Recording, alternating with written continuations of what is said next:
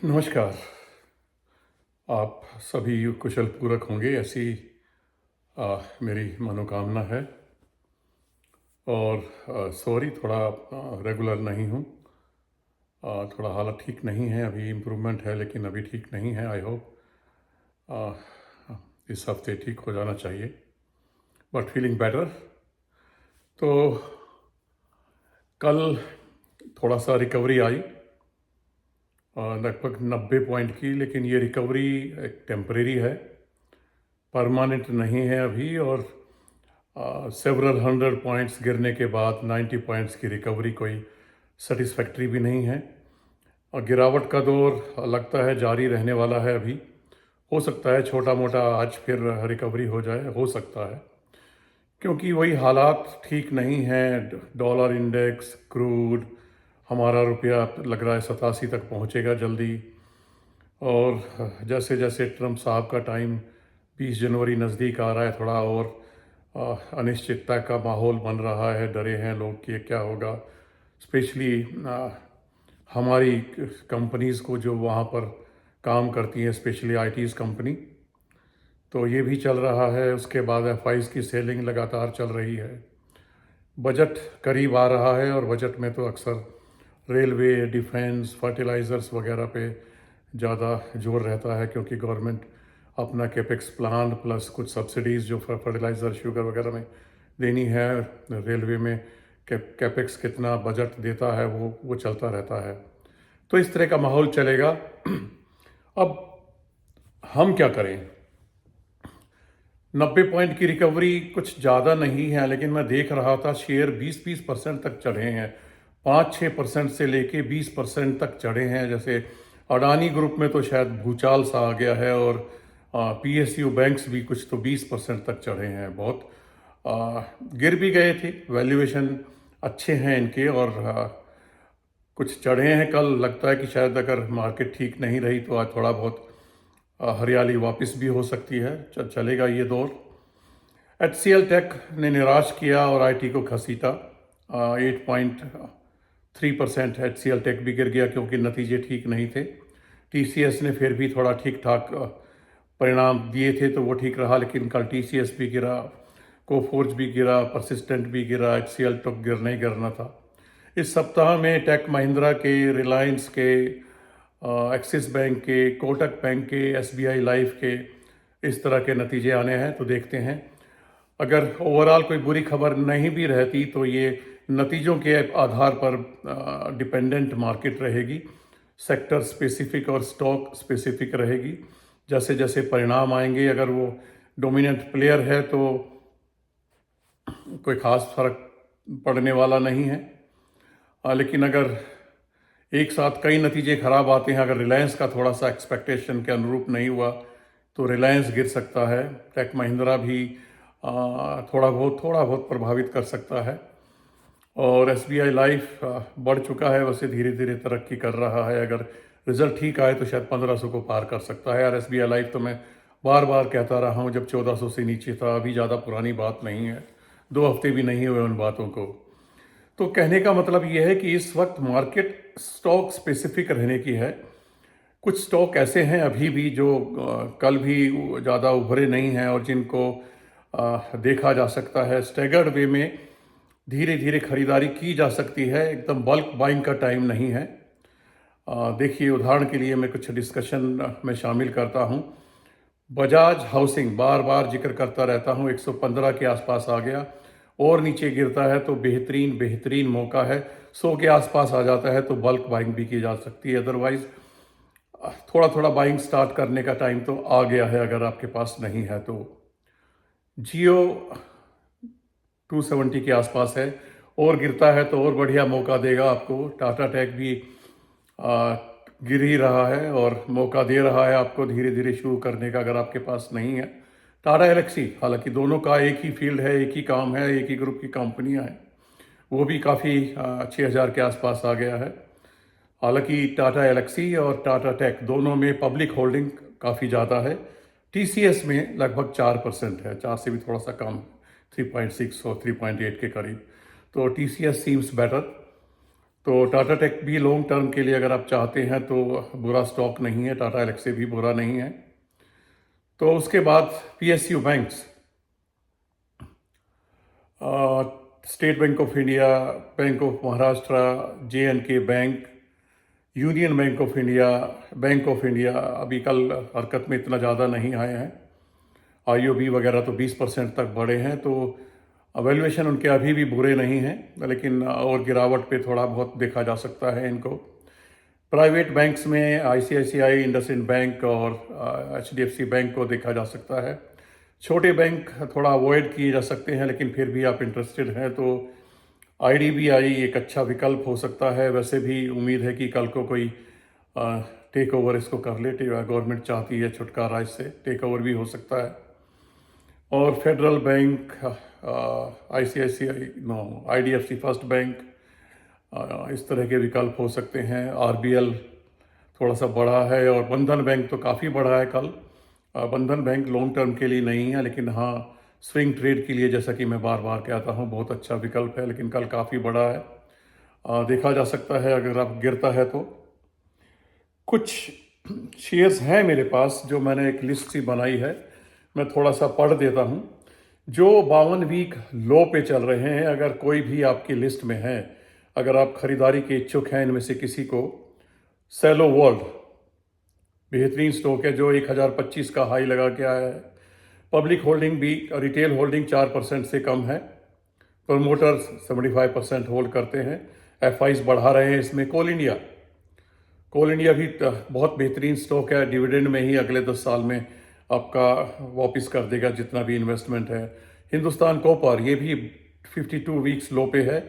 Metals काफ़ी चढ़े हैं कल, लेकिन फिर भी कुछ अच्छी ऑप्शन। आईआरसीटीसी, जिसके लोग दीवाने हुआ करते थे, कहाँ मिल रहा है। अगर आप इच्छुक हैं तो इसको स्टडी कर सकते हैं। उसके बाद ओलेक्ट्रा, मोलटेक तो मैं अवॉइड करता हूँ, ज़्यादा लोग इसमें नहीं रहते हैं कि, लेकिन मोलटेक पैकेजिंग और अल्ट्रा ग्रीन टेक में इंटरेस्टेड हैं, ये भी 52 वीक्स लो पे हैं। पीवीआर आइनॉक्स 52 वीक्स लो पे है, पर I don't like this stock.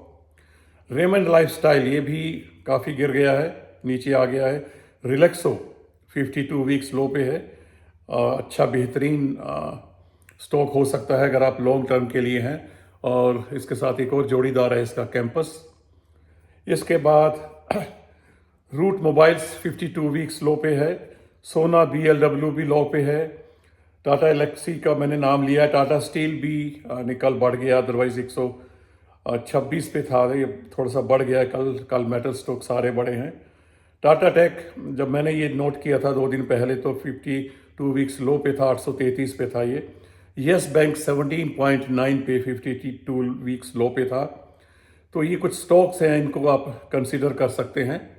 और मैंने जो थोड़ी बहुत ख़रीदारी की है, सीमेंस, मैं सीमेंस को बहुत चेस कर रहा हूँ और जहाँ जहाँ मौका मिलता है मैं बढ़ा रहा हूँ। और वैसे मैं रिमाइंड कर दूँ आपको, वैसे तो आपको मालूम होगा कि डीमर्जर इसमें ड्यू है, एक कंपनी इसमें से बनने वाली है, निकलने वाली है। और दूसरा एबीबी बेहतरीन विकल्प है, बेहतरीन दाम पे है। LTIM, LTTS देखे जा सकते हैं। कल तो यूनाइटेड स्पिरिट भी गिरा है, अगर आप नज़र बना कर रखना चाहते हैं, क्योंकि रेडिको खेतान, यूनाइटेड ब्रीवरीज और यूनाइटेड स्पिरिट्स, इनमें से कम 2 स्टॉक तो मेरे ख्याल से पोर्टफोलियो में होने ही चाहिए लॉन्ग टर्म के लिए, क्योंकि दवा और दारू दोनों साथ साथ चलती हैं। फार्मा और हॉस्पिटल्स कल थोड़े से बड़े हैं, लेकिन फार्मा स्टॉक्स अगर आपके पास नहीं हैं तो आप एल्केम, सिप्ला, औरबिंदो, नेटको और टोरेंट फार्मा भी अच्छा एक विकल्प हो सकता है। इन पे आप नज़र बना के रख सकते हैं। In total I just want to say, market गिर रही है, शेयर गिर रहे हैं, ये पैनिक होने का टाइम नहीं है। ये मौके तलाशने का टाइम है कि किन को आप चेज कर रहे थे, उन्होंने मौका नहीं दिया और आपको खरीदने का टाइम दे रहे हैं, तो उनको आप लगातार धीरे धीरे करके खरीद सकते हैं। घबराने की जरूरत नहीं है। ऐसा वक्त नहीं आया है कि आप मार्केट से घबरा के दूर हो जाएं या बैठ जाएं, नहीं आया है। बल्कि कुछ ऐसा भी कर सकते हैं आप, जो मैंने पिछले कुछ दिनों में किया है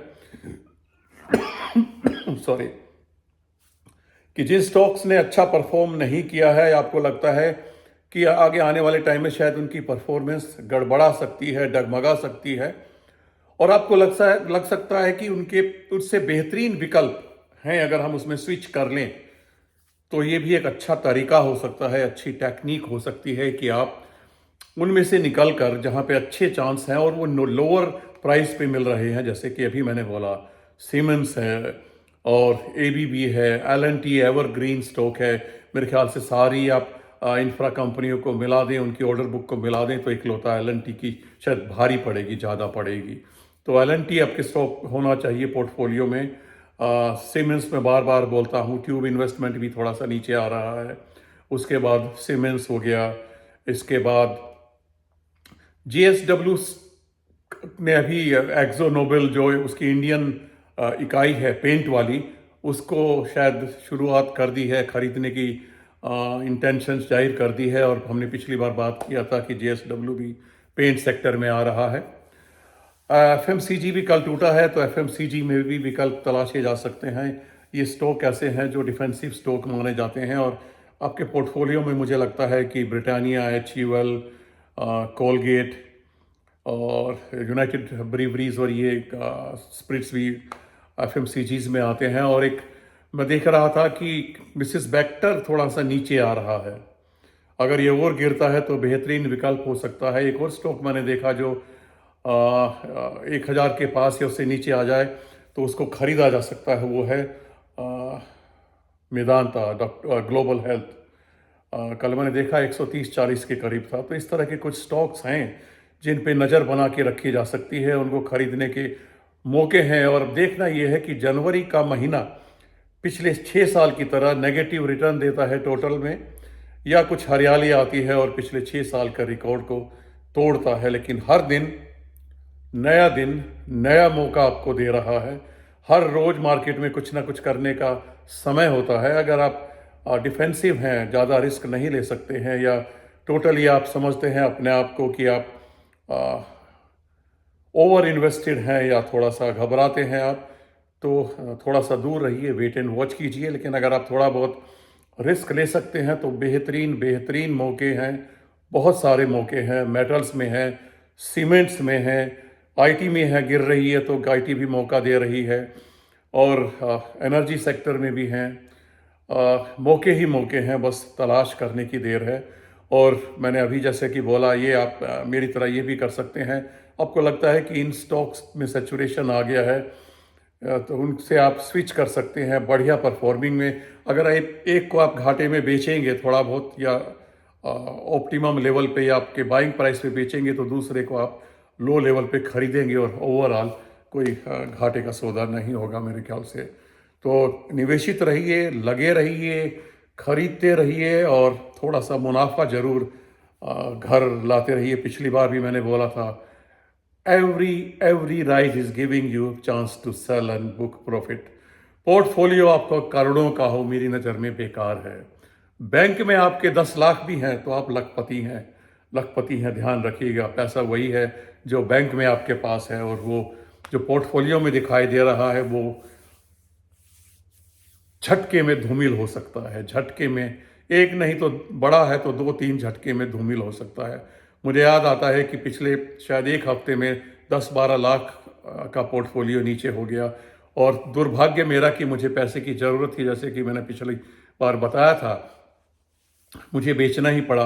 बस सोचना पड़ा कि किस में मुझे अभी भी प्रॉफिट हो रहा है, किसको बेचने में फ़ायदा है, किसको रखने में ज़्यादा फ़ायदा है। चॉइस करनी पड़ती है समय समय पर ज़रूरत को भी टाला नहीं जा सकता। तो किया, लेकिन मैंने जो बचा उसको कल सीमेंस में लगाया, और एबीबी में लगाया, और सनोफी भी काफ़ी 5500 के आसपास आ गया। सनोफी में भी अपनी मैं होल्डिंग बढ़ा रहा हूँ। और इसी तरीके से एक दो और मैंने यूनियन बैंक ऑफ इंडिया 101 पे मिल रहा था, उसमें मैंने बढ़ा। इस तरह से मैं छोटा कुछ ना कुछ करता रहता हूँ और लगातार निवेशित रहता हूँ। तो क्योंकि मुझे ये अगर घाटा हुआ इसको भी पूरा करना है। तो आज के लिए इतना ही। आई एम कॉन्फिडेंट कि हम दोबारा मिलेंगे शुक्रवार को, और इसके बाद ईश्वर ने चाहा तो हर दिन जो भी हमारा था, सोमवार, बुधवार, शुक्रवार, और बीच में भी अगर ज़रूरत पड़ी तो हम रेगुलर मिलेंगे। एक बार फिर से माफ़ी इर्रेगुलरिटी के लिए। आशा है कि आप सभी कुशल पूर्वक होंगे। लोहड़ी और मकर संक्रांति आपने धूमधाम से मनाया होगा और घर में कुछ न कुछ पकवान बने होंगे, एंजॉय किया होगा आपने। स्वस्थ रहिए, निवेशित रहिए और बैंक में पैसे लाते रहिए। धन्यवाद।